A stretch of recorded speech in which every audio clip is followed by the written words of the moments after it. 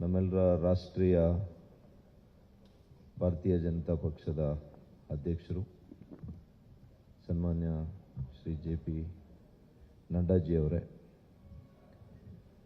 ನಮ್ಮ ನಾಯಕರು ಮಾನ್ಯ ಮುಖ್ಯಮಂತ್ರಿಗಳು ಶ್ರೀ ಬಸವರಾಜ ಬೊಮ್ಮಾಯಿಜಿಯವರೇ, ಅದೇ ರೀತಿ ನಮ್ಮ ಹಿರಿಯ ನಾಯಕರು, ನಮ್ಮ ನಿಕಟಪೂರ್ವ ಮುಖ್ಯಮಂತ್ರಿಗಳು ಆಗಿರ್ತಕ್ಕಂಥ ಶ್ರೀ BS ಯಡಿಯೂರಪ್ಪಜಿಯವರೇ, ಅದೇ ರೀತಿ ನಮ್ಮ ರಾಜ್ಯ BJPಯ ಅಧ್ಯಕ್ಷರಾಗಿರ್ತಕ್ಕಂಥ ಮಾನ್ಯ ಶ್ರೀ ನಳಿನ್ ಕುಮಾರ್ ಕಟೀಲ್ರವರಿಗೆ ಕೂಡ ಈ ಸುದ್ದಿಗೋಷ್ಠಿಗೆ ಸ್ವಾಗತವನ್ನು ಬಯಸ್ತೇನೆ. ನಮ್ಮ ಕೇಂದ್ರ ಸಚಿವರು ನಾಯಕರು ಆಗಿರ್ತಕ್ಕಂಥ ಶ್ರೀ ಪ್ರಹ್ಲಾದ್ ಜೋಶಿರವರಿಗೆ ಕೂಡ ಸ್ವಾಗತವನ್ನು ಬಯಸ್ತೇನೆ.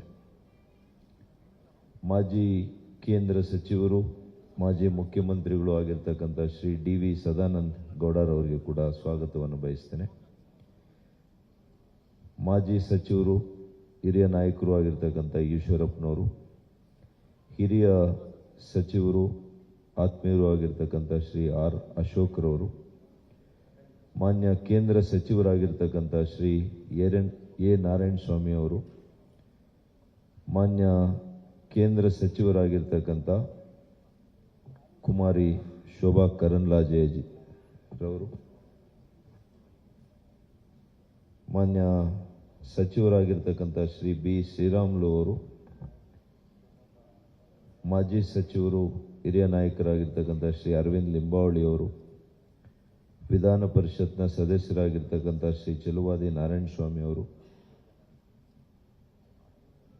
ವಿಧಾನ ಪರಿಷತ್ನ ಸದಸ್ಯರಾಗಿರ್ತಕ್ಕಂಥ KS ನವೀನ್ ಹಾಗೂ ಸಹ ಸಂಚಾಲಕರು ಈ ಪ್ರಣಾಳಿಕೆಯಲ್ಲಿ, ಅವ್ರಿಗೂ ಕೂಡ ನಾನು ಸ್ವಾಗತವನ್ನು ಬಯಸ್ತಾ, ಮತ್ತೊಬ್ಬರು ಕೇಂದ್ರ ಸಚಿವರು ಪ್ರಣಾಳಿಕೆಯಲ್ಲಿ ಬಹಳಷ್ಟು ನಮಗೆ ಸಹಕಾರವನ್ನು ನೀಡಿರ್ತಕ್ಕಂಥ ಶ್ರೀ ಭಗವಂತ್ ಖೂಬಾಜಿರವರಿಗೆ ಕೂಡ ವಿಶೇಷವಾಗಿರ್ತಕ್ಕಂಥ ಸ್ವಾಗತವನ್ನು ಬಯಸ್ತಾ, ಕೇಂದ್ರದಿಂದ ಬಂದಿರತಕ್ಕಂಥ ಅನೇಕ ಹಿರಿಯ ಮುಖಂಡರುಗಳು, ರಾಜ್ಯಸಭಾ ಸದಸ್ಯರುಗಳು, ಸಂಸದರು, ವಿವಿಧ ವಿಭಾಗಗಳ ಮುಖ್ಯಸ್ಥರು ಆಗಿರ್ತಕ್ಕಂಥ ಎಲ್ರಿಗೂ ಕೂಡ ಸ್ವಾಗತವನ್ನು ಬಯಸ್ತಾ, ಇವತ್ತು ಈ ಪ್ರಣಾಳಿಕೆ ಬಿಡುಗಡೆಯ ಒಂದು ಕ್ಷಣಗಣನೆ ಇರೋದ್ರಿಂದ ಇವತ್ತು ನಮ್ಮ ರಾಷ್ಟ್ರೀಯ ಅಧ್ಯಕ್ಷರು, ನಮ್ಮ ಮಾನ್ಯ ಮುಖ್ಯಮಂತ್ರಿಗಳು, ನಮ್ಮೆಲ್ಲ ನಾಯಕರುಗಳು ಕೂಡ ಇವತ್ತು ಬಿಡುಗಡೆ ಮಾಡೋರಿದ್ದಾರೆ. ಇವತ್ತು ತಾವೆಲ್ಲ ಕೂಡ ಈ ಸುದ್ದಿಗೋಷ್ಠಿಗೆ ಬಂದಿರೋದಕ್ಕೆ ಎಲ್ಲ ಮಾಧ್ಯಮ ಸ್ನೇಹಿತರಿಗೆ ನಾನು ವಿಶೇಷವಾಗಿರ್ತಕ್ಕಂಥ ಸ್ವಾಗತವನ್ನು, ಅಭಿನಂದನೆಗಳನ್ನು ಸಲ್ಲಿಸ್ತೇನೆ. ಅದೇ ರೀತಿ ಕಳೆದ ಕೆಲವು ತಿಂಗಳುಗಳಿಂದ ನಮ್ಮ ಪಕ್ಷ ಪ್ರಣಾಳಿಕೆಯನ್ನು ತಯಾರು ಮಾಡುವಾಗ ಇದು ನೈಜತೆಯಿಂದ ಕೂಡಿರಬೇಕು. ಈ ರಾಜ್ಯದ ಪ್ರತಿಯೊಬ್ಬ ವ್ಯಕ್ತಿ, ಪ್ರತಿಯೊಂದು ವಿಭಾಗದಲ್ಲಿ ಕೂಡ ಅವರ ಸಲಹೆಗಳನ್ನು ಪಡೆದು ಅವರಿಗೆ ಉಪಯೋಗ ಆಗುವಂಥ ರೀತಿಯಲ್ಲಿ ಈ ನಾಡನ್ನು ಕಟ್ಟಬೇಕು. ನವ ಕರ್ನಾಟಕದಿಂದ ನವ ಭಾರತವನ್ನು ನಿರ್ಮಾಣ ಮಾಡುವಂಥ ಆಶಯದೊಂದಿಗೆ ನಮ್ಮ ಮಾನ್ಯ ಪ್ರಧಾನಮಂತ್ರಿಗಳು ನರೇಂದ್ರ ಮೋದಿಯವರು ಹೇಳಿರೋ ಹಾಗೆ ಇವತ್ತು ಈ ರಾಜ್ಯವನ್ನು, ಈ ನಾಡನ್ನು ಕಟ್ಟುವಾಗ ಮುಂದಿನ 25 ವರ್ಷಗಳ ದೃಷ್ಟಿಕೋನವನ್ನು ಇಟ್ಕೊಂಡು ಯುವಕರಿಗೆ ಸಬಲೀಕರಣದ ಮೂಲಕ, ಸಮಾಜದ ಸಬಲೀಕರಣದ ಮೂಲಕ ನಮ್ಮ ಆಡಳಿತವನ್ನು ನಾವು ನೀಡಿ ಅದರ ಮೂಲಕ ಸಂಪದ್ಭರಿತ ಕರ್ನಾಟಕ ಆಗಬೇಕು ಅನ್ನುವಂಥ ವಿಚಾರದಲ್ಲಿ ನಾವು ಈ ಪ್ರಣಾಳಿಕೆಯಲ್ಲಿ ಸಿದ್ಧ ಮಾಡಿದ್ದೇವೆ. 38 ವಿವಿಧ ಕ್ಷೇತ್ರಗಳಲ್ಲಿ, ಸುಮಾರು 170 ವಿಧಾನಸಭಾ ಕ್ಷೇತ್ರಗಳಲ್ಲಿ ನಾವು ಸಲಹೆ ಸಂಗ್ರಹವನ್ನು ಮಾಡಿದ್ದೇವೆ. ನಮಗೆ ಆಶ್ಚರ್ಯ ಆಯಿತು. ಇವತ್ತು ಆನ್ಲೈನ್ನಲ್ಲಿ ವೆಬ್ಸೈಟ್ನ ಮೂಲಕ 29,306 ಸಲಹೆಗಳು ನಮಗೆ ಇಲ್ಲಿವರೆಗೂ ಕೂಡ ಬಂದಿದ್ದಾವೆ. ವಾಟ್ಸ್ಆ್ಯಪ್ ಮೂಲಕ ಬಂದಿದ್ದಾವೆ, ಮಿಸ್ಡ್ ಕಾಲ್ಸ್ ಮೂಲಕ ಬಂದಿದ್ದಾವೆ. ಒಟ್ಟು 6 ಲಕ್ಷ ಸಲಹೆಗಳು ಇವತ್ತು ಇಡೀ ರಾಜ್ಯದಿಂದ ನಮ್ಮೆಲ್ಲ ಏನು ವಿಜಯ ಸಂಕಲ್ಪ ಯಾತ್ರೆ ಕೈಗೊಂಡಾಗ, ಬೂತ್ ಅಭಿಯಾನ ಕೈಗೊಂಡಾಗ, ನಮ್ಮ ವಿಧಾನಸಭೆ ಕ್ಷೇತ್ರದಲ್ಲಿ ನಾವು ಸಲಹಾ ಸಂಗ್ರಹ ಸಮಿತಿ ಸಭೆಗಳನ್ನು ಕೈಗೊಂಡಾಗ ಇವೆಲ್ಲ ಸಲಹೆಗಳು ಕೂಡ ನಮಗೆ ಬಂದಿದೆ. ನಾನು ಕೇಂದ್ರ ಸಚಿವರಿಗೆ, ಕೇಂದ್ರ ನಾಯಕರಿಗೆ ಈ ಸಂದರ್ಭದಲ್ಲಿ ಅಭಿನಂದನೆ ಸಲ್ಲಿಸ್ತೇನೆ. ಸುಮಾರು 17 ರಾಷ್ಟ್ರೀಯ ನಾಯಕರು ಕೂಡ ಈ ನಮ್ಮ ಪ್ರಣಾಳಿಕೆ ಸಿದ್ಧ ಮಾಡುವಂಥ ಸಭೆಗಳಲ್ಲಿ ಅವರು ಭಾಗವಹಿಸಿದರು. ಅವರಿಗೆ ವಿಶೇಷ ಕೃತಜ್ಞತೆಯನ್ನು ನಾನು ಅರ್ಪಿಸ್ತೇನೆ. ಅದೇ ರೀತಿ ಆಯಾ ವಿಷಯ ತಜ್ಞರು, ವಿಶೇಷವಾಗಿರ್ತಕ್ಕಂತಹ ಪರಿಣಿತರು, ಇವ್ರ ಕಡೆಯಿಂದ ಕೂಡ ನಾವು ಚರ್ಚೆ ಮಾಡಿ ಸುಮಾರು 900 ಸಲಹೆಗಳು ಅವ್ರ ಕಡೆಯಿಂದ ಕೂಡ ಬಂದಿದ್ದಾವೆ. ಮತ್ತು ಅದರ ಜೊತೆಗೆ 50 ಸೆಕ್ಟೋರಲ್ ಎಕ್ಸ್ಪರ್ಟ್ಸ್ ಅಂತ ಇದ್ರು, ಅವ್ರ ಕಡೆಯಿಂದ ಕೂಡ ನಾವು ಅವರವರ ಕ್ಷೇತ್ರದಲ್ಲಿ ಯಾವ ರೀತಿ ನಮ್ಮ ರಾಜ್ಯಕ್ಕೆ ಒಳಿತಾಗುತ್ತೆ, ಅದು ರೈತರಿಗೆ, ಕೂಲಿ ಕಾರ್ಮಿಕರಿಗೆ, ಬಡವರಿಗೆ, ಇವತ್ತು ಮಕ್ಕಳ ಆರೋಗ್ಯ ವಿಚಾರದಲ್ಲಿ, ಪ್ರತಿಯೊಂದು ಕ್ಷೇತ್ರದಲ್ಲಿ ಕೂಡ ಯಾವ ರೀತಿ ನಾವು ಬದಲಾವಣೆಯನ್ನು ತರಬಹುದು, ಯಾವ ರೀತಿ ಈ ರಾಜ್ಯದ ಪ್ರಗತಿಯನ್ನು ಮತ್ತಷ್ಟು ಉತ್ತುಂಗಕ್ಕೆ ತೆಗೆದುಕೊಂಡು ಹೋಗ್ಬೋದು ಅನ್ನುವಂಥ ನಿಟ್ಟಿನಲ್ಲಿ ವಿಚಾರ ಮಾಡಿ, ಬೇರೆ ಪಕ್ಷಗಳ ರೀತಿಯಲ್ಲಿ ಸುಳ್ಳು ಭರವಸೆಗಳನ್ನು ಕೊಡದೆ, ಇವತ್ತು BJPಯ ಭರವಸೆ ಮಾನ್ಯ ನರೇಂದ್ರ ಮೋದಿಯವರು ಕಳೆದ 9 ವರ್ಷಗಳು ನಿರಂತರವಾಗಿ ಏನು ಕಾರ್ಯಕ್ರಮಗಳು ಕೊಟ್ಟಿದ್ದಾರೆ, ಈಗಾಗಲೇ ಈ ಎಲ್ಲ ಕಾರ್ಯಕ್ರಮಗಳು ಜನರ ಮನೆ ಬಳಿಗೆ ಇವತ್ತು ತಲುಪಿದೆ. ಅದೇ ಇವತ್ತು ಜನರು ನಮ್ಮ ಮೇಲಿಟ್ಟಿರ್ತಕ್ಕಂಥ ವಿಶ್ವಾಸ. ಹಾಗಾಗಿ ನಮ್ಮ ಭರವಸೆಯಲ್ಲಿ ಅವರಿಗೆ ವಿಶ್ವಾಸ ಇದೆ. ಬೇರೆ ಪಕ್ಷಗಳು ಈ ರೀತಿಯ ಭರವಸೆಗಳನ್ನು ಬೇರೆ ರಾಜ್ಯಗಳಲ್ಲಿ 13 ರಾಜ್ಯಗಳಲ್ಲಿ ಕೊಟ್ಟಿದ್ದಾರೆ. ಆದರೆ ಆ ಪಕ್ಷಗಳನ್ನು ಆ ರಾಜ್ಯಗಳಲ್ಲಿ ತಿರಸ್ಕಾರ ಮಾಡಿದ್ದಾರೆ. ಯಾಕೆ ಅಂದರೆ ಅವರುಗಳ ಮೇಲಾಗಲಿ, ಅವರ ಭರವಸೆಗಳ ಮೇಲಾಗಲಿ ಯಾವುದೇ ಇವತ್ತು ವಿಶ್ವಾಸ ಜನರಿಗೆ ಈ ದೇಶದಲ್ಲಿಲ್ಲ. ಯಾವ ರಾಜ್ಯಗಳಲ್ಲಿ ಅವರು ಆಡಳಿತಕ್ಕೆ ಬಂದಿದ್ದಾರೆ, ಉದಾಹರಣೆಗೆ ರಾಜಸ್ಥಾನ, ಮಧ್ಯಪ್ರದೇಶ, ಸ್ವಲ್ಪ ದಿನ ಮಹಾರಾಷ್ಟ್ರದಲ್ಲಿ, ಅಲ್ಲಿ ಅವರು ಕೊಟ್ಟಂಥ 5 ವರ್ಷಗಳ ಹಿಂದೆ ಕೊಟ್ಟಂಥ ಭರವಸೆಗಳಲ್ಲಿ ಒಂದು ಭರವಸೆ ಕೂಡ ಅದು ಈಡೇರಿಸಲಿಕ್ಕೆ ಅವ್ರ ಕೈಲಿ ಆಗಿಲ್ಲ. ಹಾಗಾಗಿ ಅವರು ಜನರ ದಿಕ್ಕನ್ನು ತಪ್ಪಿಸುವಂಥ ಕೆಲಸ ಅವರು ಮಾಡಿರೋದ್ರಿಂದ ಇವತ್ತು ಜನರು ಅವರನ್ನು ಯಾರೂ ಕೂಡ ವಿಶ್ವಾಸಕ್ಕೆ ತೆಗೆದುಕೊಳ್ಳುವಂಥ ಪ್ರಶ್ನೆ ಇಲ್ಲ. ಇವತ್ತು ನಾವು ಆರೋಗ್ಯಯುಕ್ತ ನಾಡನ್ನು ಮಾಡಬೇಕು, ಸಂಪತ್ ಭರಿತ ನಾಡನ್ನು ಮಾಡಬೇಕು, ಯುವಕರಿಗೆ ಅವ್ರ ಕಾಲ ಮೇಲೆ ನಿಂತು ಆರ್ಥಿಕ ಚೈತನ್ಯ ಸಬಲೀಕರಣ ಮಾಡಬೇಕು, ಮಹಿಳೆಯರನ್ನು ಮುಖ್ಯ ವಾಹಿನಿಗೆ ತರಬೇಕು, ಮತ್ತು ದಯನೀಯ ಸ್ಥಿತಿಯಲ್ಲಿರ್ತಕ್ಕಂತಹ ವಯೋವೃದ್ಧರು, ಇವತ್ತು ಅಂಗವಿಕಲರು ಮತ್ತು ಇವತ್ತು ವಿಧವೆಯರು, ಇವರಿಗೆ ವಿಶೇಷವಾಗಿರ್ತಕ್ಕಂಥ ಉತ್ತೇಜನವನ್ನು ಇವತ್ತು ನಮ್ಮ ರಾಷ್ಟ್ರೀಯ ನಾಯಕರು, ನಮ್ಮ ಅಧ್ಯಕ್ಷರು, ಮಾನ್ಯ ಮುಖ್ಯಮಂತ್ರಿಗಳು ಏನೆಲ್ಲ ಇವತ್ತು ಘೋಷಣೆಯನ್ನು ಮಾಡ್ತಾರೆ, ಇದು ನೈಜತೆಯಿಂದ ಕೂಡಿರ್ತಕ್ಕಂಥದ್ದು. ನಮ್ಮ ಆರ್ಥಿಕ ಸ್ಥಿತಿಗತಿಗಳನ್ನು ಅರ್ತಿರ್ತಕ್ಕಂಥ ಮಾನ್ಯ ಮುಖ್ಯಮಂತ್ರಿಗಳು ಇದನ್ನು ವಿಶೇಷವಾಗಿ ಗಮನವನ್ನು ಇಟ್ಟು ಕಾರ್ಯಕ್ರಮವನ್ನು ರೂಪಿಸಿದ್ದಾರೆ. ಇವತ್ತು ಮಹಿಳೆಯರಿಗೆ ಏನಿವತ್ತು ಸಿಲಿಂಡರ್ ಬೆಲೆ ಇರ್ಬೋದು, ಅದಕ್ಕೆ ಯಾವ ರೀತಿ ಅದನ್ನು ಇವತ್ತು ಮಾಡಬೇಕು ಪ್ರಣಾಳಿಕೆ ಅನ್ನುವಂಥದ್ದನ್ನು, ಇದೆಲ್ಲವನ್ನು ಕೂಡ ನಾವು ಉದ್ದೇಶ ಮಾಡಿ ನಾವು ಮಾಡಿದ್ದೇವೆ. ಈಗ ಕ್ಷಣಗಣೆಯಲ್ಲಿ ತಕ್ಷಣ ನಮ್ಮ ರಾಷ್ಟ್ರೀಯ ಅಧ್ಯಕ್ಷರು ಪ್ರಣಾಳಿಕೆಯ ಮುಖ್ಯ ಅಂಶಗಳನ್ನು ಇವತ್ತು ಘೋಷಣೆ ಮಾಡ್ತಾರೆ, ಮಾನ್ಯ ಮುಖ್ಯಮಂತ್ರಿಗಳು ಘೋಷಣೆ ಮಾಡ್ತಾರೆ. ನಾನು ಈ ಪ್ರಣಾಳಿಕೆ ಸಿದ್ಧತೆ ಮಾಡೋದರಲ್ಲಿ ನನ್ನ ಸಹ ಸಂಚಾಲಕರು, ನಮ್ಮ ಸಚಿವರು, ನಮ್ಮೆಲ್ಲ ಕೆಲವು ಕ್ಷೇತ್ರದ ಪರಿಣಿತರು ಕೂಡ ವಿವಿಧ ಪ್ರಕೋಷ್ಠಗಳಲ್ಲಿ ಕೆಲಸ ಮಾಡಿ ಅನುಭವ ಇರತಕ್ಕಂಥವರು ನನ್ನ ಜೊತೆ ಸುಮಾರು 16 ಜನ ಇದ್ದರು. ಅವ್ರಿಗೆಲ್ರಿಗೂ ಕೂಡ ನಾನು ವಿಶೇಷವಾಗಿರ್ತಕ್ಕಂಥ ಕೃತಜ್ಞತೆಯನ್ನು, ಅಭಿನಂದನೆಯನ್ನು ಸಲ್ಲಿಸ್ತೇನೆ. ಮತ್ತು ನಮ್ಮ ಎಲ್ಲ ಹಿರಿಯ ನಾಯಕರು ನಮಗೆ ಮಾರ್ಗದರ್ಶನ, ಸಲಹೆ, ಸೂಚನೆಯನ್ನು ಕೊಟ್ಟು ಇವತ್ತು ಈ ರಾಜ್ಯದ ಪ್ರಣಾಳಿಕೆ, ಭಾರತೀಯ ಜನತಾ ಪಕ್ಷದ ಪ್ರಣಾಳಿಕೆ ಮುಂದೆ ಈ ರಾಜ್ಯವನ್ನು ಕಟ್ಟುವಂತಹ ಒಂದು ಅದ್ಭುತವಾಗಿರ್ತಕ್ಕಂಥ ಪ್ರಣಾಳಿಕೆ ಆಗುತ್ತೆ.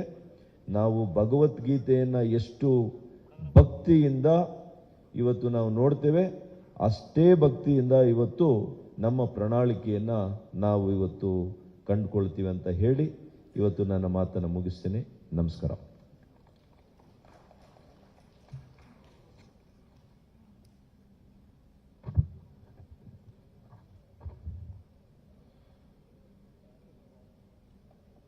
ಈಗ ನಾನು ನಮ್ಮ ರಾಷ್ಟ್ರೀಯ ಅಧ್ಯಕ್ಷರಾದಂಥ ಸನ್ಮಾನ್ಯ ಶ್ರೀ JP ನಡ್ಡಾಜಿ ಅವರನ್ನು ನಮ್ಮ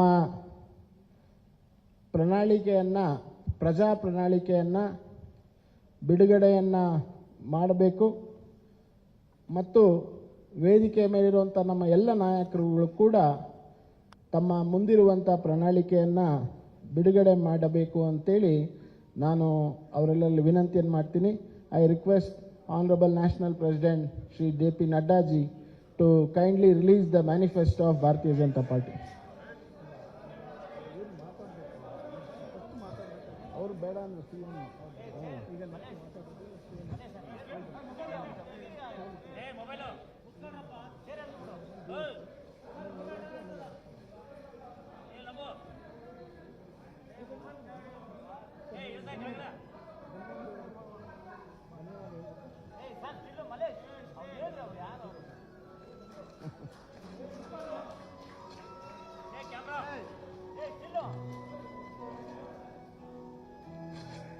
ಸರಿ ಸರ್.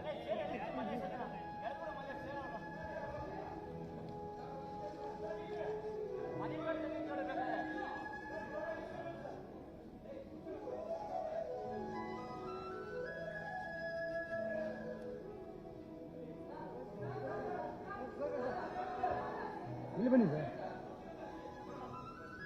ಅಣ್ಣ ಒಂದು ನಿಮಿಷ ಹಿಡಿದು ಒಂದು ಸೆಕೆಂಡ್ ಸರ್. ಆಮೇಲೆ ಸರ್ ಮುಂದೆ ಬನ್ನಿ, ಮುಂದೆ ಬನ್ನಿ. ಬಾ ಜಾಗ ಮಾಡಿಸ್ತೀನಿ ಸರ್. ಸ್ವಲ್ಪ ಹಾಂ ಬನ್ನಿ ನವೀನ್ ಬನ್ನಿ ಸರಿ.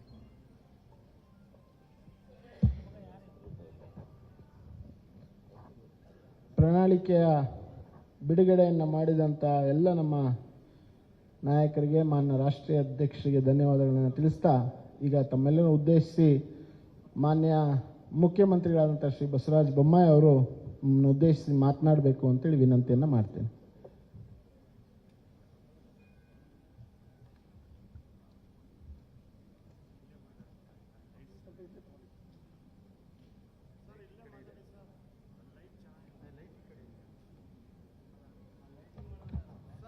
ಸರ್ ಲೈಟ್ ಈ ಕಡೆ ಇದೆ, ಬನ್ನಿ ಸರ್. ಈ ಕಡೆ ಬನ್ನಿ ಸರ್, ಈ ಕಡೆ ಬನ್ನಿ ಸರ್. ಲೈಟ್ ಇದೆ ಸರ್. ಲೈಟ್ ಚೆನ್ನಾಗಿಲ್ಲ.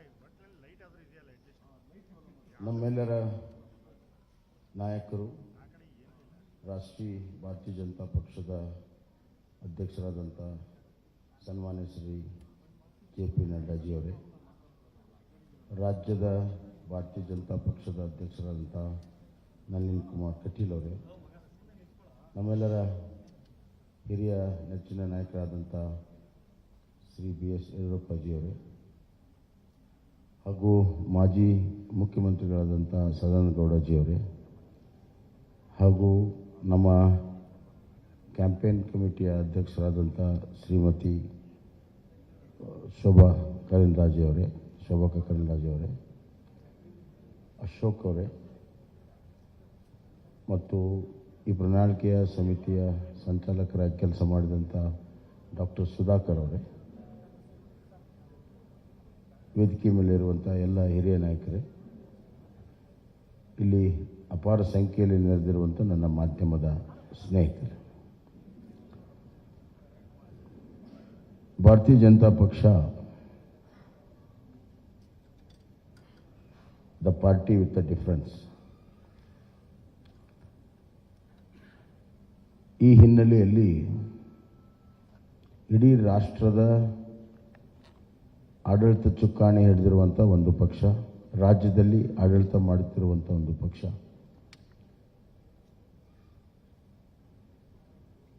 ರಾಷ್ಟ್ರದ ರಾಜಕಾರಣದಲ್ಲಿ ಭಾರತೀಯ ಜನತಾ ಪಕ್ಷ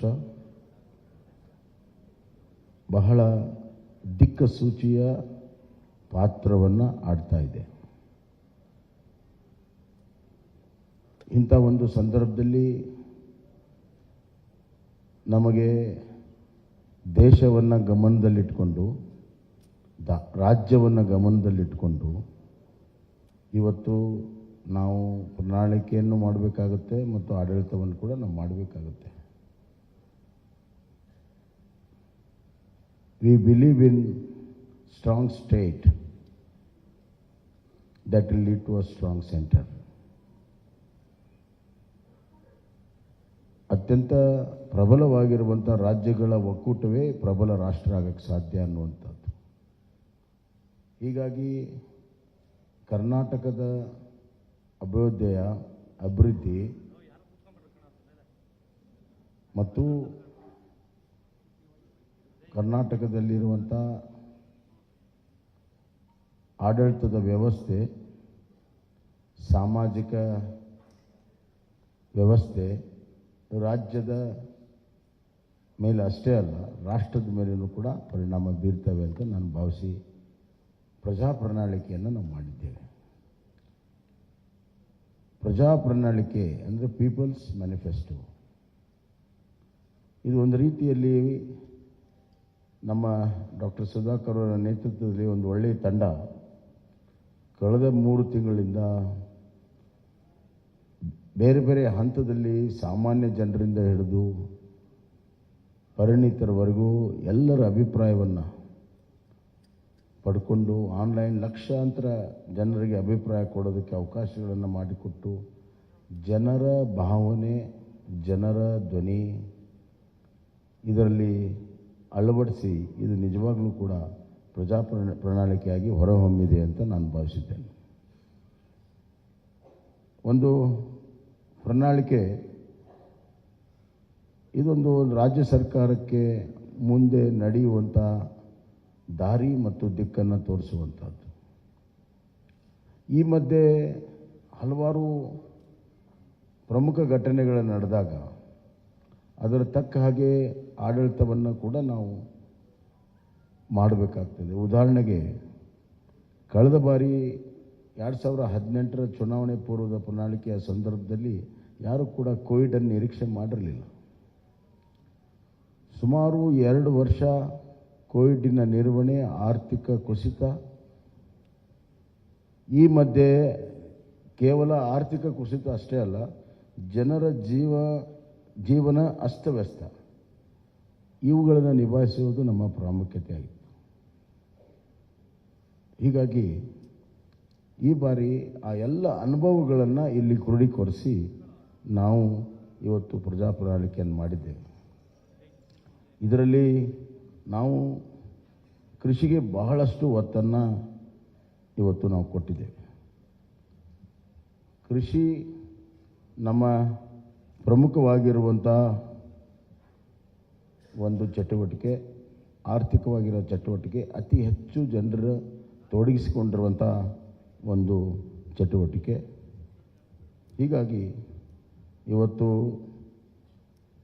ಕಿಸಾನ್ ಸನ್ಮಾನ್ ಯೋಜನೆಯಿಂದ ಹಿಡಿದು ರೈತ ವಿದ್ಯಾನಿಧಿವರೆಗೂ ಹಲವಾರು ಕೃಷಿ ಯೋಜನೆಗಳನ್ನು ಈಗಾಗಲೇ ನಾವು ಮಾಡಿದ್ದೇವೆ ಮತ್ತು ನಮ್ಮ ಬಜೆಟ್ನಲ್ಲಿಯೂ ಕೂಡ ಕೃಷಿಗೆ ಭಾಳಷ್ಟು ಒತ್ತನ್ನು ಕೊಟ್ಟಿದ್ದೇವೆ. ಶೂನ್ಯ ಬಡ್ಡಿ ಸಾಲವನ್ನು 5 ಲಕ್ಷಕ್ಕೆ ಏರಿಸುವಂಥದ್ದು, ಆವರ್ತ ನಿಧಿ 3600ಕ್ಕೆ ಏರಿಸಿರುವಂಥದ್ದು, ಆಪತ್ಕಾಲದಲ್ಲಿ ರೈತರ ಬೆಳೆದಂಥ ಬೆಳೆಗಳನ್ನು ಖರೀದಿ ಮಾಡಲು, ಮತ್ತು ಇದಲ್ಲದೆ ರೈತರ ವೈಯಕ್ತಿಕವಾಗಿರುವಂಥ ಇನ್ಶೂರೆನ್ಸನ್ನು ಮಾಡಿರುವಂಥದ್ದು, ರೈತರಿಗೆ ಬೀಜ ಗೊಬ್ಬರ ಕೊಡಲು ಸೀಸನ್ಗಿಂತ ಮುಂಚೆ 10,000 ರೂಪಾಯಿ ಕೊಡುವಂಥದ್ದು ಈಗಾಗಲೇ ಬಜೆಟಲ್ಲಿ ಕೂಡ ನಾವು ಘೋಷಣೆಯನ್ನು ಮಾಡಿದ್ದೇವೆ. ಇದಲ್ಲದೆ ಮುಂದಿನ 5 ವರ್ಷದಲ್ಲಿ ನಾವು 1,000 ಕೃಷಿ ಉತ್ಪಾದನಾ ಕೇಂದ್ರಗಳನ್ನು, ಅದರಲ್ಲಿ ಮೀನು ಕೃಷಿ ಉತ್ಪಾದನಾ ಕೇಂದ್ರ ಸಮೇತವಾಗಿ 1,000 ಕೇಂದ್ರಗಳನ್ನು ತೆರೆಯುವಂಥದ್ದು ಮತ್ತು ನಮ್ಮ ನೀರಾವರಿ ಯೋಜನೆಗಳನ್ನು ಪೂರ್ಣ ಮಾಡುವಂಥ ಒಂದು ಸಂಕಲ್ಪ. ಅದಲ್ಲದೆ ಇವತ್ತು ಒಂದು ಆಪತ್ಕಾಲೀನ ಒಂದು ದೊಡ್ಡ ನಿಧಿಯನ್ನು ಸ್ಥಾಪನೆ ಮಾಡಬೇಕನ್ನುವಂಥ ಒಂದು ದೂರದೃಷ್ಟಿಯ ಮಹತ್ವಾಕಾಂಕ್ಷೆಯ ನಮ್ಮ ಅಗ್ರೋ ಫಂಡನ್ನು ಕ್ರಿಯೇಟ್ ಮಾಡುವಂಥದ್ದು ಮತ್ತು ಸಪ್ಲೈ ಚೈನ್ಗಳನ್ನು ಒದಗಿಸುವಂಥದ್ದು. ಅಲ್ಲದೆ ಸಿರಿಧಾನ್ಯಕ್ಕೆ ಹೆಚ್ಚು ಈಗಾಗಲೇ ನಮ್ಮ ರಾಷ್ಟ್ರೀಯ ಮಟ್ಟದಲ್ಲಿ ನಮ್ಮ ಪಕ್ಷ ಮತ್ತು ಸರ್ಕಾರ ನರೇಂದ್ರ ಮೋದಿಜಿಯವರು ಸಿರಿಧಾನ್ಯಕ್ಕೆ ಒತ್ತನ್ನು ಕೊಟ್ಟಿದ್ದಾರೆ. ಸಿರಿಧಾನ್ಯ ಉತ್ಪಾದನೆಗೆ ಅತಿ ಹೆಚ್ಚು ಮಹತ್ವವನ್ನು ಕೊಡುವಂಥ ಕೆಲಸವನ್ನು ಇವತ್ತು ನಾವು ಮಾಡ್ತಾಯಿದ್ದೇವೆ. ಸಾವಯವ ಕೃಷಿಗೆ ಒತ್ತನ್ನು ಕೊಡುವಂಥದ್ದು ಕೂಡ ಈಗಾಗಲೇ ಮಾಡಿದ್ದೇವೆ. ಹೈನುಗಾರಿಕೆ, ಮೀನುಗಾರಿಕೆಗೆ ನಾವು ಇವತ್ತು ಭಾಳ ಮಹತ್ವವನ್ನು ಕೊಟ್ಟಿದ್ದೇವೆ. ಸಾಮಾಜಿಕವಾಗಿ ಬಡವರ ಕಲ್ಯಾಣಕ್ಕಾಗಿ ನಾವು ಭಾಳಷ್ಟು ಮಹತ್ವವನ್ನು ಕೊಟ್ಟಿದ್ದೇವೆ. ಸಬ್ಕೆ ಸಾಥ್, ಸಬ್ಕಾ ವಿಕಾಸ್, ಸಬ್ಕಾ ವಿಶ್ವಾಸ್ ಮತ್ತು ಸಬ್ಕಾ ಪ್ರಯಾಸ್ ಅಂತ ಏನು ಪ್ರಧಾನಮಂತ್ರಿಗಳು ಹೇಳಿದ್ದಾರೆ, ಆ ನಿಟ್ಟಿನಲ್ಲಿ ಇವತ್ತು ಬಡವರಿಗಾಗಿ ವಿಶೇಷವಾಗಿರುವಂಥ ಒಂದು ಕಾರ್ಯಕ್ರಮವನ್ನು ಕೊಟ್ಟಿದ್ದೇವೆ. ಅದರಲ್ಲಿ ಪ್ರಮುಖವಾಗಿ ಇವತ್ತು ನಾವು ನಗರ ಪ್ರದೇಶದಲ್ಲಿ 5 ಲಕ್ಷ ಮನೆ, ಗ್ರಾಮೀಣ ಪ್ರದೇಶದಲ್ಲಿ 10 ಲಕ್ಷ ಮನೆ, ಪರ್ ಯೂನಿಟ್ ಕಾಸ್ಟ್ ಮನೆಯದು 5 ಲಕ್ಷ ರೂಪಾಯಿಗೆ ಏರಿಸಿದ್ದೇವೆ. 2 ಲಕ್ಷದಿಂದ 5 ಲಕ್ಷ ರೂಪಾಯಿಗೆ ಈಗಾಗಲೇ ಇದೆ, ಅದನ್ನು 5 ಲಕ್ಷ ರೂಪಾಯಿಗೆ ಏರಿಸಿದ್ದೇವೆ. ಎರಡನೇದಾಗಿ ಈ ಪೋಷಣಾ ಯೋಜನೆಯಲ್ಲಿ BPL ಕುಟುಂಬಗಳಿಗೆ ಪ್ರತಿದಿನ ಅರ್ಧ ಲೀಟರ್ ನಂದಿನಿ ಹಾಲನ್ನು ಕೊಡುವಂಥದ್ದು. ಇದು 5 kg ಅಕ್ಕಿ ಏನು ಕೊಡ್ತಾ ಇದ್ದೇವೆ, ಅದರ ಜೊತೆಗೆ ಇನ್ನು 5 kg ಸಿರಿಧಾನ್ಯವನ್ನು ಕೊಡ್ತಾ ಇದ್ದೇವೆ. ಅಂದರೆ ಒಟ್ಟು 10 kg ನಾವು ಪಡಿತರ ವ್ಯವಸ್ಥೆಯಲ್ಲಿ ಕೊಡ್ತೀವಿ. 5 kg ಅಕ್ಕಿ, 5 kg ಸಿರಿಧಾನ್ಯ, ಒಟ್ಟು 10 kg. ಅದರ ಜೊತೆಗೆ ಇವತ್ತು ನಾವು ಪೋಷಣಾ ಇದರಲ್ಲಿ ಅರ್ಧ ಲೀಟರ್ ನಂದಿನಿ ಹಾಲನ್ನು ಪ್ರತಿ BPL ಕುಟುಂಬಕ್ಕೆ ಪ್ರತಿ ದಿವಸ ಕೊಡುವಂಥ ವ್ಯವಸ್ಥೆಯನ್ನು ನಾವು ಮಾಡ್ತೇವೆ. ಮತ್ತು ಇದು ಅನ್ನ ಮತ್ತು ಸಿರಿಧಾನ್ಯ ಒಳಗೊಂಡಿರುವಂಥ ಪಡಿತರ ಕಿಟ್ ಇರ್ತದೆ. ಆರೋಗ್ಯಕರವಾದಂಥ ಆಹಾರ ಕೊಡೋದು ಬಹಳ ಮುಖ್ಯ. ಇಲ್ಲಿ ಘೋಷಣೆಗೋಸ್ಕರ ಘೋಷಣೆ ಅಥವಾ ಚುನಾವಣೆಗೋಸ್ಕರ ಘೋಷಣೆ ಮಾಡುವಂಥದ್ದಿಲ್ಲ. ನಾವು ಅದಕ್ಕೆ ಪೈಪೋಟಿ ಇಲ್ಲ. ಸಮತೋಲನದ ಆಹಾರ ಕೊಡೋ ಸಲುವಾಗಿ ಈ ಒಂದು ಕೆಲಸ ಕಾರ್ಯಗಳನ್ನು ನಾವು ಮಾಡಿದ್ದೇವೆ ಅನ್ನುವಂಥ ಮಾತನ್ನು ನಾನು ಹೇಳಕ್ಕೆ ಇಚ್ಛೆಪಡ್ತೇನೆ. ಮತ್ತು ಪ್ರತಿ ಮನೆಗೆ 5 ಲಕ್ಷ ರೂಪಾಯಿ ಯೂನಿಟ್ ಕಾಸ್ಟ್ ಈಗಾಗಲೇ ಹೇಳ್ತೀನಿ. ಆರೋಗ್ಯದಲ್ಲಿ ನಾವು ಆಯುಷ್ಮಾನ್ ಭಾರತ ಕರ್ನಾಟಕ ಯೋಜನೆ ಅಡಿಯಲ್ಲಿ ಪ್ರತಿ BPL ಕುಟುಂಬಕ್ಕೆ ವರ್ಷಕ್ಕೆ 10 ಲಕ್ಷ ಪ್ರತಿ BPL ಕುಟುಂಬಕ್ಕೆ ವಿಮಾ ಮೊತ್ತವನ್ನು 5 ಲಕ್ಷದಿಂದ ಹೆಚ್ಚಿಸುತ್ತೇವೆ. ಈಗಾಗಲೇ ಆಯುಷ್ಮಾನ್ ಕಾರ್ಡ್ನಲ್ಲಿ 5 ಲಕ್ಷ ರೂಪಾಯಿ ಇದೆ, ಲಿಮಿಟು 5 ಲಕ್ಷ ರೂಪಾಯಿ ಇದೆ ಇನ್ಶೂರೆನ್ಸ್ದು. ಅದನ್ನು 10 ಲಕ್ಷ ರೂಪಾಯಿಗೆ ನಾವು ಏರಿಸ್ತಾ ಇದ್ದೇವೆ. ಅಂದರೆ ನಮ್ಮ ಕರ್ನಾಟಕ ಸರ್ಕಾರ ಅದಕ್ಕೆ 5 ಲಕ್ಷ ರೂಪಾಯಿ ಅಷ್ಟು ಇನ್ಶೂರೆನ್ಸ್ಗೆ ಮೊತ್ತವನ್ನು ಕೊಡ್ತೀವಿ ಅಂತ. ಹೀಗೆ ಹಲವಾರು ಯೋಜನೆಗಳನ್ನು ಇವತ್ತು ನಾವು ಮಾಡಿದ್ದೇವೆ. ಹಿರಿಯ ನಾಗರಿಕರಿಗೆ ಆರೋಗ್ಯ ತಪಾಸಣೆ ಮಾಡುವಂಥದ್ದು, ಮಿಷನ್ ಸ್ವಾಸ್ಥ್ಯ ಕರ್ನಾಟಕ ಮತ್ತು ಎಲ್ಲ ತಾಲೂಕುಗಳಲ್ಲಿ ಕಿಮೋಥೆರಪಿ, ಡಯಾಲಿಸಿಸ್ ಸೇವೆ ಸಿಗುವಂಥದ್ದು. ಈಗೆಲ್ಲ ತಾಲೂಕಿನಲ್ಲಿಲ್ಲ, ಬರುವಂಥ ದಿನಗಳಲ್ಲಿ ಕಿಮೋಥೆರಪಿ ಮತ್ತು ಡಯಾಲಿಸಿಸ್ ಮಾಡುವಂಥದ್ದು. ಶಿಕ್ಷಣಕ್ಕೆ ಭಾಳಷ್ಟು ಒತ್ತನ್ನು ನಾವು ಕೊಟ್ಟಿದ್ದೇವೆ. NEP ಈಗಾಗಲೇ ಕರ್ನಾಟಕ ಮೊದಲನೇ ರಾಜ್ಯ ಇದೆ ಅದನ್ನು ಅಳವಡಿಸಿರುವಂಥದ್ದು. NEP ಇದರಲ್ಲಿ ನಾವು ಶಿಕ್ಷಣಕ್ಕೆ GSDPಯ 6% ನಮ್ಮ ಅನುದಾನ ಬರುವಂಥ ದಿನಗಳಲ್ಲಿ ಇರ್ತದೆ ಅನ್ನುವಂಥ ಮಾತನ್ನು ಈ ಸಂದರ್ಭದಲ್ಲಿ ಹೇಳಕ್ಕೆ ಇಚ್ಛೆಪಡ್ತೇನೆ. ಎಲ್ಲ ವಿವರಗಳು ಇಲ್ಲಿ ಪ್ರಕಟವಾಗಿದ್ದಾವೆ, ಎಲ್ಲವನ್ನು ನಾನೇ ಹೇಳಬೇಕಂತಿಲ್ಲ. ಆದರೆ ಇದು ಜನರಿಂದ ಜನರಿಗೋಸ್ಕರ ಜನಪರವಾಗಿರುವಂಥ ಪ್ರಜಾಪ್ರಣಾಳಿಕೆಯನ್ನು ನಾವು ಮಾಡಿದ್ದೇವೆ. ಬರುವಂಥ ದಿನಗಳಲ್ಲಿ ಕಲ್ಯಾಣ ಕರ್ನಾಟಕ ಆಗಬೇಕಾದ್ರೆ ಒಂದು ಕುಟುಂಬ ಶಿಕ್ಷಣ, ಆರೋಗ್ಯ, ಉದ್ಯೋಗ, ಸಂತೋಷವಾಗಿರುವಂಥ ಗಮನದಲ್ಲಿಟ್ಟುಕೊಂಡು ಹಲವಾರು ಯೋಜನೆಗಳನ್ನು ಮಾಡಿದ್ದೇವೆ. ಇದರ ಜೊತೆಗೆ ಆರ್ಥಿಕವಾಗಿ ಎಕನಾಮಿಕಲಿ ಕರ್ನಾಟಕವನ್ನು ಒಂದು ವೈಬ್ರೆಂಟ್ ಸ್ಟೇಟ್ ಮಾಡಬೇಕನ್ನುವಂಥದ್ದು ಕೂಡ ನಾವು ತೀರ್ಮಾನ ಮಾಡಿದ್ದೇವೆ. ಪ್ರಧಾನಮಂತ್ರಿಗಳ $1 ಟ್ರಿಲಿಯನ್ಗೆ $5 ಟ್ರಿಲಿಯನ್ $1 ಟ್ರಿಲಿಯನ್ ಕಾಂಟ್ರಿಬ್ಯೂಷನ್ ಕರ್ನಾಟಕ ಮಾಡಬೇಕನ್ನುವಂಥ ಗುರಿಯಿಂದ ಅದರಲ್ಲಿ ಇಂಡಸ್ಟ್ರಿಯಲೈಸೇಷನ್ನು ಮತ್ತು IT, BT ಎಲ್ಲ ಸೆಕ್ಟರಲ್ಲೂ ಕೂಡ ನಾವು ಹೆಚ್ಚಿನ ಒಂದು ಪ್ರೋತ್ಸಾಹ ಕೊಡುವಂಥದ್ದು ಕೂಡ ನಾವು ಮಾಡಿದ್ದೇವೆ. So economical infrastructure, social infrastructure and taking care of the vulnerable section, SC, ST, poor people, women, youth, hige, and ultimately the farmer is a very important factor in this growth engine. 1% growth in agriculture leads to 4% growth in manufacturing and 10% in service sector. We believe in it and we have worked out this. ಆದ್ದರಿಂದ ಇದೊಂದು ಪ್ರಜಾಪ್ರಣಾಳಿಕೆ ಜನ ಸ್ವೀಕಾರ ಮಾಡ್ತಾರೆ, BJPಗೆ ಬೆಂಬಲವನ್ನು ಕೊಡ್ತಾರೆ, ಮತ್ತು BJPಗೆ ಸರ್ಕಾರ ಮಾಡುವಂಥ ಅವಕಾಶವನ್ನು ಕರ್ನಾಟಕದಲ್ಲಿ ಸಂಪೂರ್ಣ ಬಹುಮತದಿಂದ ಕೊಡ್ತಾರೆ ಅಂತ ವಿಶ್ವಾಸವನ್ನು ವ್ಯಕ್ತಪಡಿಸಿ ನನ್ನ ಮಾತನ್ನು ಮುಗಿಸ್ತೇನೆ. ಸನ್ಮಾನ್ಯ ಮುಖ್ಯಮಂತ್ರಿಗೆ ಧನ್ಯವಾದಗಳನ್ನು ಹೇಳ್ತಾ ಈಗ ನಮ್ಮೆಲ್ಲರ ಉದ್ದೇಶಿಸಿ ಸನ್ಮಾನ್ಯ DS ಯಡಿಯೂರಪ್ಪಾಜಿ ಅವರು ನಮ್ಮೆಲ್ಲರ ಉದ್ದೇಶಿಸಿ ಮಾತನಾಡಬೇಕು ಅಂತ ವಿನಂತಿ. ಅವರೇ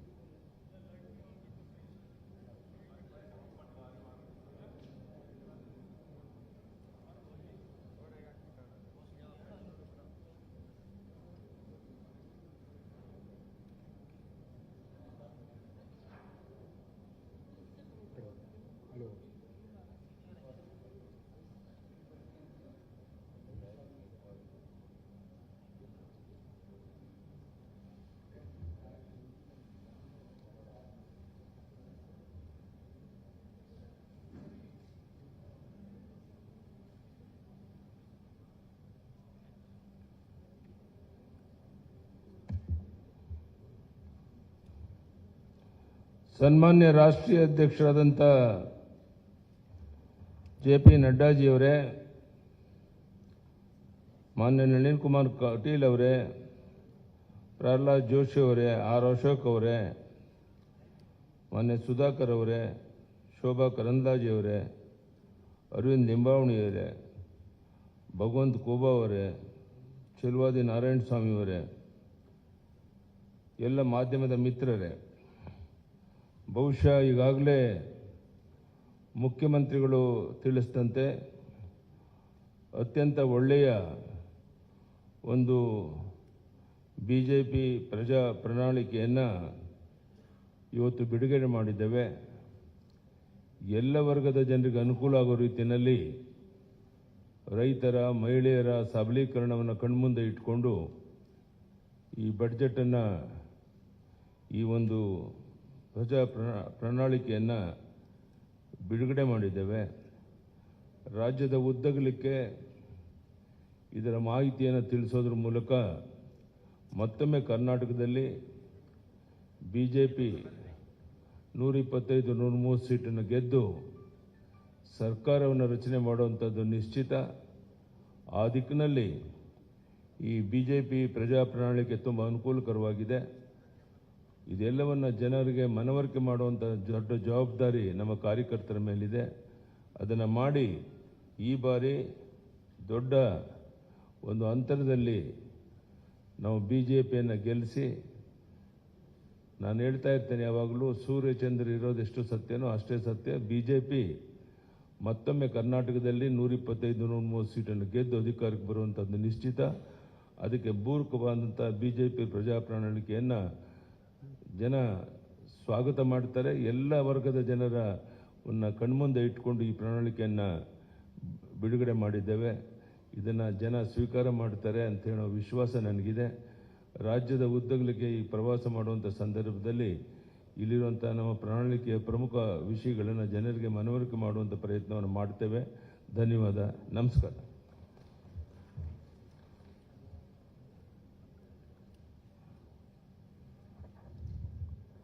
ನಮ್ಮೆಲ್ಲರನ್ನ ಉದ್ದೇಶಿಸಿ ಮಾತನಾಡಿದಂಥ ಶ್ರೀ BS ಯಡಿಯೂರಪ್ಪಾಜಿ ಅವರಿಗೆ ವಂದನೆಗಳನ್ನು ತಿಳಿಸ್ತಾ, ಈಗ ನಮ್ಮೆಲ್ಲರನ್ನ ಉದ್ದೇಶಿಸಿ ನಮ್ಮ ಭಾರತೀಯ ಜನತಾ ಪಾರ್ಟಿಯ ರಾಷ್ಟ್ರೀಯ ಅಧ್ಯಕ್ಷರು, ನಮ್ಮೆಲ್ಲರ ನಾಯಕರು ಆದಂಥ ಸನ್ಮಾನ್ಯ ಶ್ರೀ ಜಗತ್ ಪ್ರಕಾಶ್ ನಡ್ಡಾಜಿ ಅವರು ತಮ್ಮನ್ನು ಉದ್ದೇಶಿಸಿ ಮಾತನಾಡಬೇಕು ಅಂತೇಳಿ ನಾನು ಅವ್ರಿಗೆ ವಿನಂತಿಯನ್ನು ಮಾಡ್ತೀನಿ. I now humbly request our beloved national president Shri Jagat Prakash Nadda ji to kindly address the media on the release of our Praja Pranalike.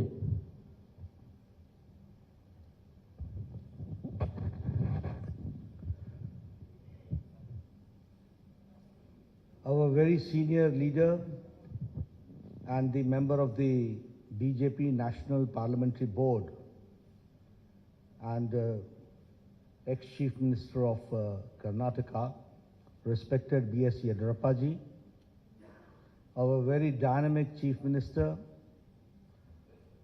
who is leading the state, Shri Basavaraj Bommai, our very active and people and workers friendly President Shri Nalin Katilji, our Minister in the central government and my colleague in the Lok Sabha, Shri Prahlad Joshi ji, my senior colleague, ex-Chief Minister and an ex-Minister in the Government of India, Shri Sadanand Gowda ji,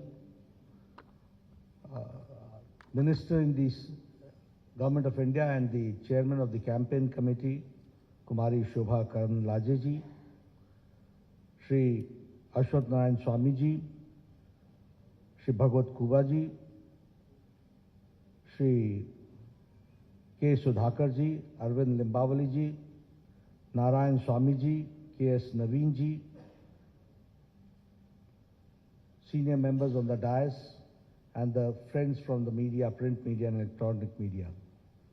It is indeed a matter of great opportunity for me. A few minutes back, I got the opportunity to release the manifesto of the Bharatiya Janata Party for the ensuing elections in Karnataka. First of all, as my colleague Sudhakar ji said, that this manifesto has not been formulated, drafted, or the content has not been created in any air-conditioned room. A due exercise has been done, and after a great amount of toil and perseverance by our workers who visited every nook and corner of the state, got these suggestions, and connected to the thousands of hundred households that this content has been created, which is in the form of this manifesto. Here I would also like to remind you that when Yediyurappa ji took over and later on Mr. Bommai continued, and when the baton was handed over to him, I can say that the Bharatiya Janata Party government converted the calamity into an opportunity. The pandemic of COVID-19, the floods, all that was converted into an opportunity. And if I speak in Hindi, I'll say, आपदा को अवसर में बदलने का काम येदियुरप्पा जी और बोम्मई जी ने किया. And because of that, we can say that now Karnataka is reaching a 1 trillion economy that we have to understand. One thing more I would like to say here is about the 6 years of the Indian National Congress misrule, where the good work done by Bharatiya Janata Party was a great setback because of the reverse gear government of Siddaramaiah, which ruled the state. We should also remember that during Siddaramaiah's regime, it was the looting of the natural resources, it was letting the criminal and antisocial elements run amok, and appeasing a certain section of the society only to consolidate their vote bank and playing the politics of vote bank. When I talk about the reverse gear government, we remember 2014 to 2019, where all the good policies of Prime Minister Modi's government was brought to halt in Karnataka. And that was the black day when the Karnataka saw. Here I would like to explain in detail also, because you will say that I'm giving a very passing sweeping statement. But it is not a passing sweeping statement. I would like to give you and quantify my contention which I am saying. And when I say so, I will say tab or ab. Then and now, we have to understand the difference. And utilizing the opportunity, I would like to make it very clear that when Prime Minister Modi had asked about the Pradhan Mantri Kisan Samman Nidhi, where the people of Karnataka were to get the benefit of it, the Siddaramaiah government sent the names, and the number of the names of the Kisan and the farmer was on record 1717. This is called halting the development. This is called using the brakes and becoming an obstacle between the people and the government of India for the good policies which is being pursued by Prime Minister Modi. And here I would like to also suggest you that now, when Yediyurappa ji came to the power, and later on the baton was handed over to Mr. Bommai, 15,000 crores have been spent for 54 lakh farmers, where 6,000 is being given in Pradhan Mantri Kisan Samman Nidhi, and 4,000 is given as a top-up by Bommai government, by Yediyurappa government, and 10,000 rupees is given to 54 lakh farmers of Karnataka. This is a classic example of double-engine government. If I talk about Yashasvi scheme, which was started by my very senior leader, whom we are very proud of, Mr. Yediyurappa, that Yashasvi scheme was scrapped by Congress party. And in 2018, the insurance scheme was scrapped, and it was only revived by the Bharatiya Janata Party government, and it ensured a registration of 32 lakh farmers.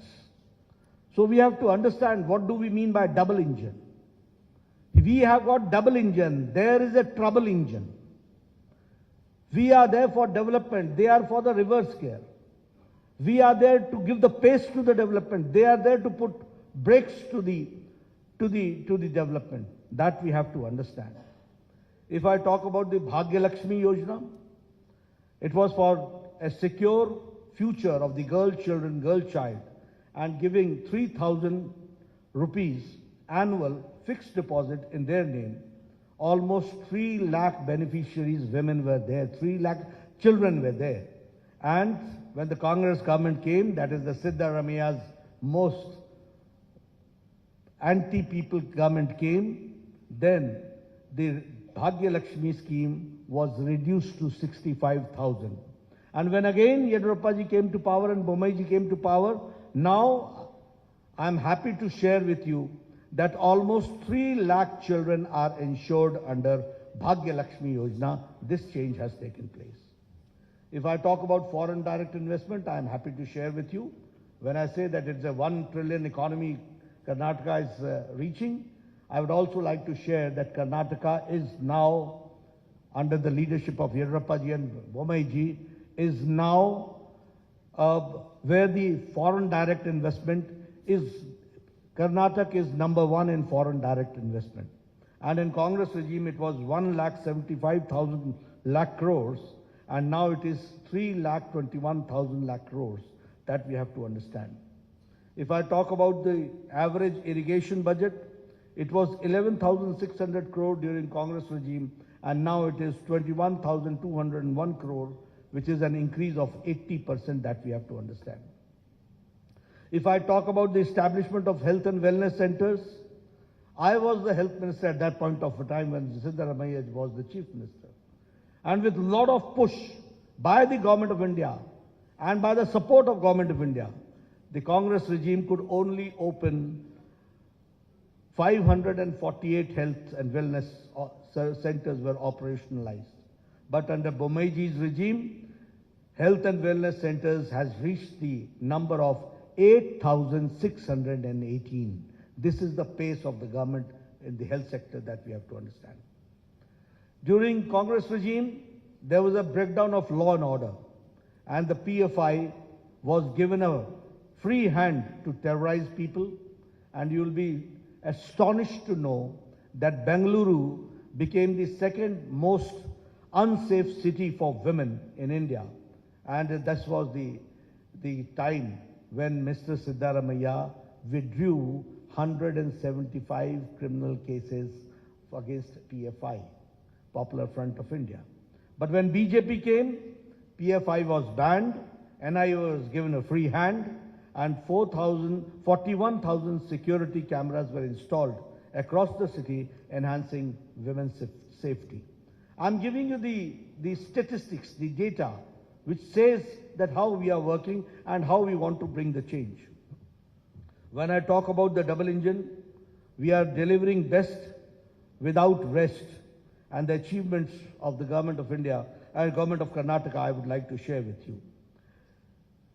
Bommai started this Raita Vidya Yojana, and 725 crore worth scholarship of 11 lakh children were given to farmers' sons, landless, to the farmers, to the landless, to the laborers, to the weavers, to the fishermen, to the cab drivers, to the auto rickshaw drivers, under the scheme of Vidya Nidhi scheme, which is Vidya Nidhi Yojana. If I talk about the development, as Mr. Bommai had talked about, that the farmers are getting 10,000 per year, in which 15,000 crores is being directly transferred to the Kisan, 6,000 from the government of India, 4,000 from the government of Karnataka, which comes to 10,000 rupees per year. That we have to understand. The revolutionary changes have taken place. We have talked about the economic nyaya, justice, economic justice, and now we are talking about the social justice. It was a long pending demand, but it was under Chief Minister Bommai that the SC got the reservation, scheduled caste got the reservation enhanced from 15% to 17%, 2% enhanced. And the ST got from 3% to 7%, and 4% was enhanced. The Vokalingas reservation was enhanced by 2%. The Lingayats reservation was enhanced by 2% under the 2D category, and the Vokalingas in the 2C categories. And here I would like to say justice to all, appeasement to none. And so the unconstitutional reservation given to minorities was repealed. This we have to understand. And the double engine government delivered justice to the long pending issues. I'm talking about the long pending issues, which no government had the audacity to even touch these issues. They ignored it once for all. But when BJP government came, we tried to resolve, and the Upper Bhadra lift irrigation project, which was allocated the first installment of 5,300 crores and by the union budget. And the same way, Kalasa Banduri project, the state budget gave 1,000 crores. And if I talk about the Upper Krishna phase 3, 5,000 crores were given and were allocated. The same way, expedited the Bengaluru suburban railway pending for 40 years, for 4 decades, and 15,000 crores for it was allocated. The same way, the long pending 3,526 unrecorded Lambani Tandas and Kurba Hatis were declared as new revenue villages, and they were given the Hak Patras, which we call as the Haku Patras, and 1,75,000 beneficiaries have benefited out of it. This I'm talking how the long pending, long standing demands have been meted out, that I'm sharing with you. The same way, the 5,000 crore rupees were given to KKRDB in the state budget in this year 2023-24 for formed Kittur Kannada Development Authority. And after Modi government introduced the national education policy in 2020, I would like to share with you that the Karnataka government and the education department, in implementing the national education policy, is number one. That we have to understand. The same way, 1 IIT, 4 medical colleges, 7 medical universities, and 2 triple ITs have also been established in the state of Karnataka. If I talk about the Arogyakara Karnataka, the best state in the country, by establishing 8,618 health and wellness centers. 270 sanctioned Namma clinics have started functioning, including 108 in the Bengaluru itself. If I talk about, which Bomeji also talked about, is about the 1,38,000 Ayushman Bharat Arogya Karnataka have been issued. Here you see the Ayushman Bharat and the Arogya Karnataka, both together have taken care of the common man, that we have to understand, and 37 lakh poor people have availed this facility. If I talk about the super specialty, you will be astonished to note that the super specialty hospital in Kumta, multi-specialty hospital in Sirsi, 8 super specialty blocks costing 150 crore in Karnataka, Institute of Medical Sciences, Hubli, and critical care blocks in Kolar, in Bagalkot, in Yadgiri, in Gadak, in Chikmagaluru, Ramnagra, Vijayanagara, and Doda Balapura have been established, that we have to understand. If I talk about the Karnataka, which attracted 3.21 lakh, as I said, in the FDI, foreign direct investment. I would like to share with you how things work and how governments work. It was in 2008 that the Shimoga airport, the foundation stone was laid. And in 2013, when Sitaramaiah came, it was full brakes were applied. From 2013 to 2019, not even one brick was put in Shimoga airport.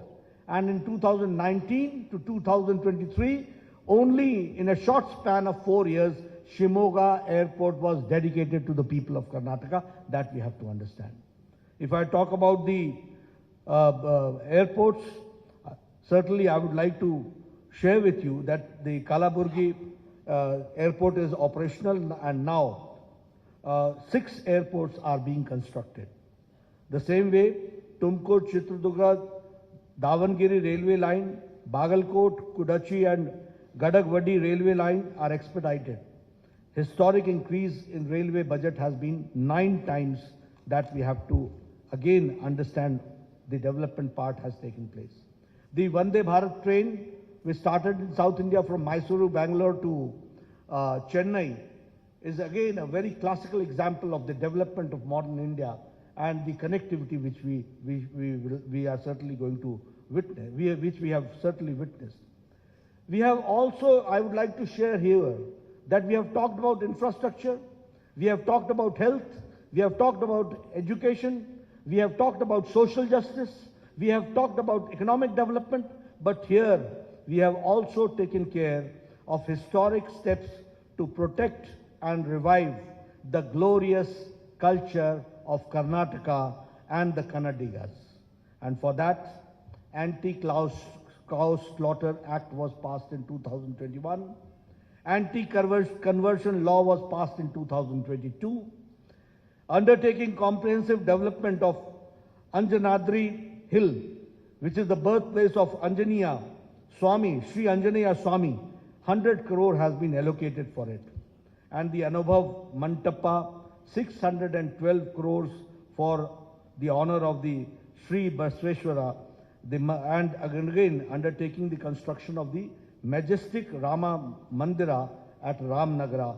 All this shows how we have tried to revive the historic culture of Karnataka and the pride of the Kannadigas that we have taken care. Now introducing the manifesto, coming to the manifesto, you'll say that I've gone a long way only to give you the background. What does the seriousness of a manifesto means? Why I've elaborated and elucidated all these points in detail? Because you should understand that how governments work, who are the people behind putting the brakes in the development of Karnataka, who are the people who have who shed their crocodile tears and the reality is something different. Who are the people who are anti-Karnataka and Kannadiga, that we have to understand. And that is why I elucidated with facts and with data in front of you.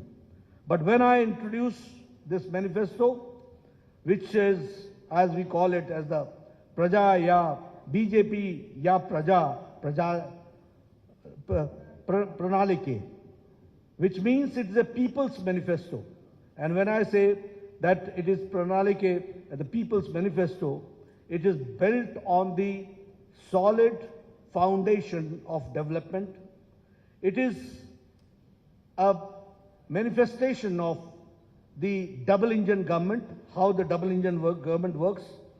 This manifesto is futuristic and is a vision document which fulfills the Prime Minister Modi ji's vision of Viksit Bharat, developed India, and the same way it also shows the prosperity and the Naya Karnataka during the Amrit Kal in the next 25 years. So this is the foundation which we have taken care in this manifesto. Here I would also like to share with you that the manifesto is different from the Congress, which talks about guarantees, which has an outdated warranty. Where everything, you know, they talk about guarantee which has got an outdated warranty. They have never given anything. They have only talked about it.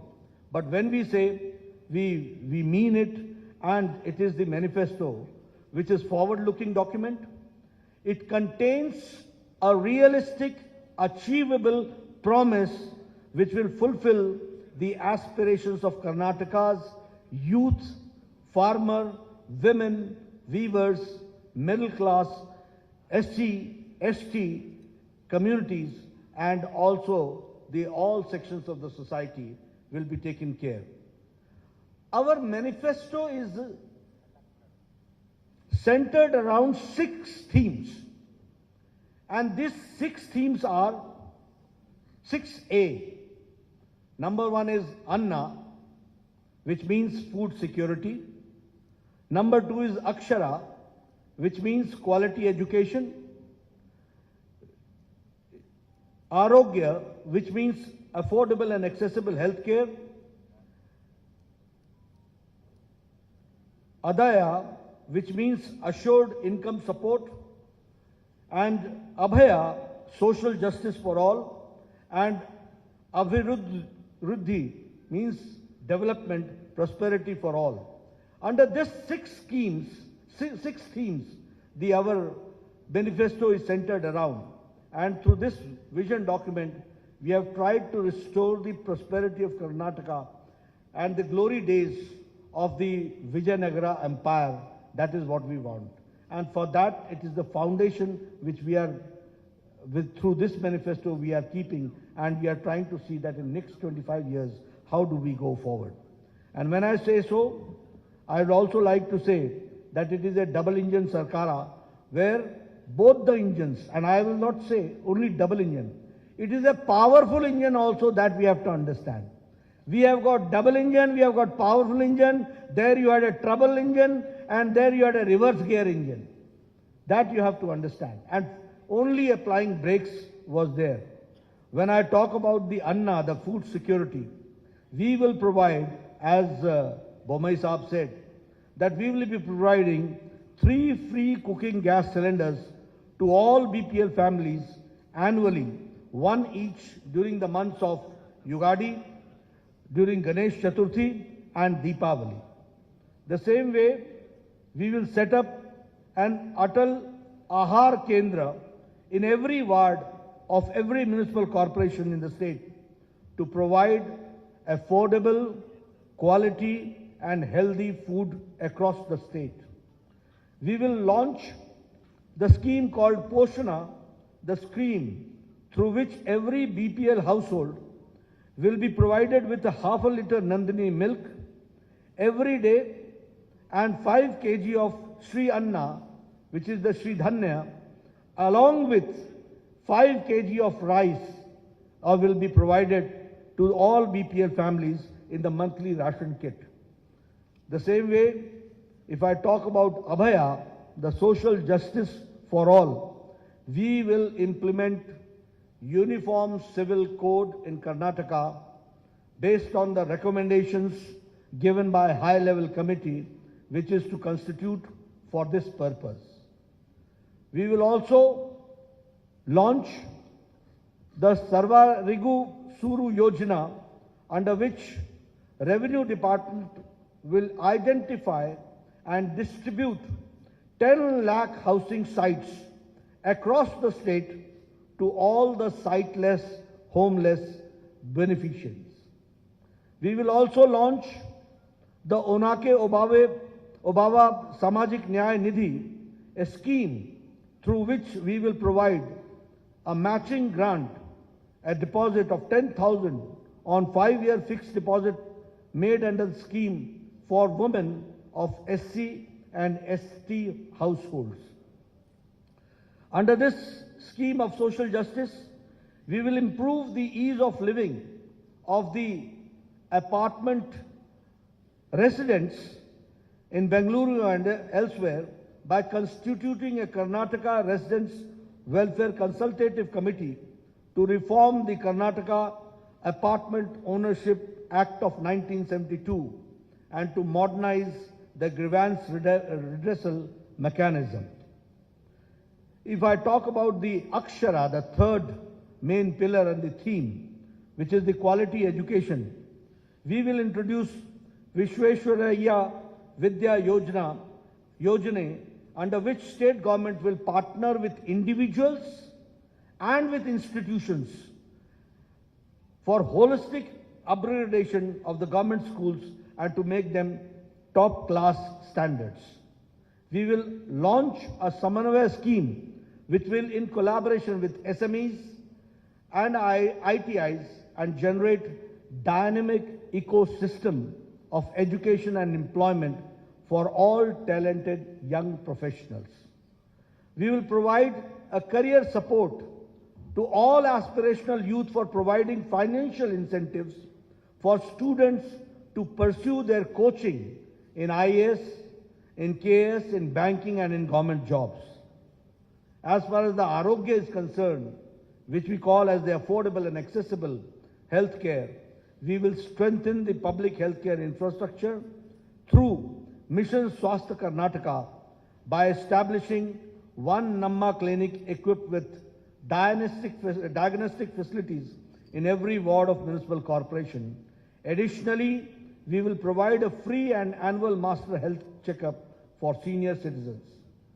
For Vriddhi, prosperity and development for all, we will establish SCR, State Capital Region in Bengaluru, encompassing the comprehensive city development strategy, cohesive transportation networks, and cutting-edge digital integration. Transform Karnataka into a premier hub. Electric vehicles will be given their full support, and by setting up charging stations supporting 1,000 startups, we will be supporting 1,000 startups for converting and also converting BMTC buses into fully electric buses and creating EV city outside the Bangalore.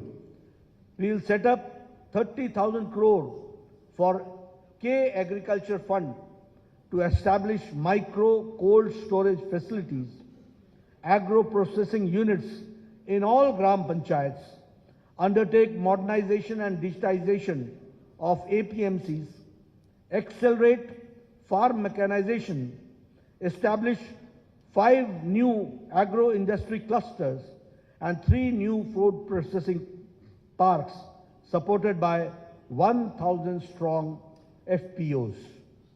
As far as the Adaya is concerned, assured income support, we will allocate 1,500 crore to develop Kalyan Circuit, Banwasi Circuit, Parshurama Circuit, Kaveri Circuit, and Gangapura corridor to transform Karnataka into India's most favored tourist destination. We'll also broaden the scope of the production-linked incentive scheme by incorporating a comprehensive plan that encompasses logistics, industrial clusters, connectivity, and export facilities, generating 10 lakh manufacturing jobs beyond Bengaluru, outside Bengaluru. I'm not talking about Bangalore, but outside in the rural areas that we are going to do. We'll see to it that Karnataka's rich culture and the land of culture is fully enriched and supported by the government schemes. Friends, these are the 6 themes under which we have tried to see to it that all schemes are taken and undertaken and developed. I would also like to share with you that we will be undertaking the Jan Sevaks program, where we will be appointing 10 youths across 5,000 gram panchayats, 5 youth at every ward in corporations, in youth for every ward in city municipal corporations, and in municipalities for effective implementation of state and central scheme programs. That is what we are going to do. So friends, I have tried to be comprehensive, and under the 6 themes, I have tried to see to it what we will do for the income generation, what we will do for social justice, what we will do for education, what we will do for health, and what we will do for the common man to come forward and to empower the common man and the women. That we have tried to share with you. The manifesto's details are there. Later on, you will go through it, and your questions are we'll take. Thank you very much for giving me a patient hearing.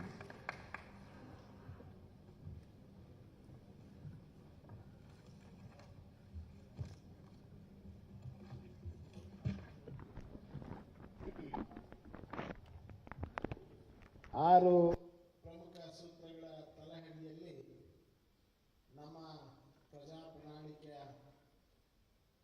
ಇವತ್ತು ಬಿಡುಗಡೆಯನ್ನು ಮಾಡಿ ನಮ್ಮೆಲ್ಲರನ್ನ ಉದ್ದೇಶಿಸಿ ಮಾತನಾಡಿದಂಥ ನಮ್ಮ ರಾಷ್ಟ್ರೀಯ ಅಧ್ಯಕ್ಷರಾದಂಥ ಸನ್ಮಾನ್ಯ Shri JP ನಡ್ಡಾಜಿ ಅವರಿಗೆ ನಾವು ಧನ್ಯವಾದಗಳನ್ನು ಸಮರ್ಪಣೆಯನ್ನು ಮಾಡಿ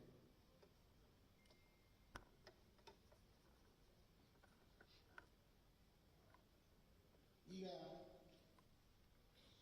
2 ಪ್ರಶ್ನೆಗಳನ್ನು ಕೇಳೋದಕ್ಕೆ ಈಗ ಅವಕಾಶ ರಾಷ್ಟ್ರೀಯ ಅಧ್ಯಕ್ಷರಿಗೆ ತದನಂತರ ಒಂದು ಪೂರ್ಣ ಪ್ರಮಾಣದ ಪತ್ರಿಕಾಗೋಷ್ಠಿಯನ್ನು ಡಾಕ್ಟರ್ ಸುಧಾಕರ್ ಅವರು, ಶೋಭಾ ಕರಂದ್ಲಾಜೆ ಅವರು, ನಾರಾಯಣ ಸ್ವಾಮಿ ಅವರು, ಭಗವಂತ ಖೂಬಾ ಅವರು ನಡೆಸಿ ತಮ್ಮೆಲ್ಲರ ಪ್ರಶ್ನೆಗಳಿಗೆ ಉತ್ತರವನ್ನು ಕೊಡಲಿದ್ದಾರೆ. ರಾಷ್ಟ್ರೀಯ ಅಧ್ಯಕ್ಷರ ಮುಂದಿನ ಕಾರ್ಯಕ್ರಮಕ್ಕೆ ತೆರಳುವಂಥ ಸಮಯದ ಅಭಾವದ ಕಾರಣಕ್ಕೋಸ್ಕರ 2 ಪ್ರಶ್ನೆಗಳನ್ನು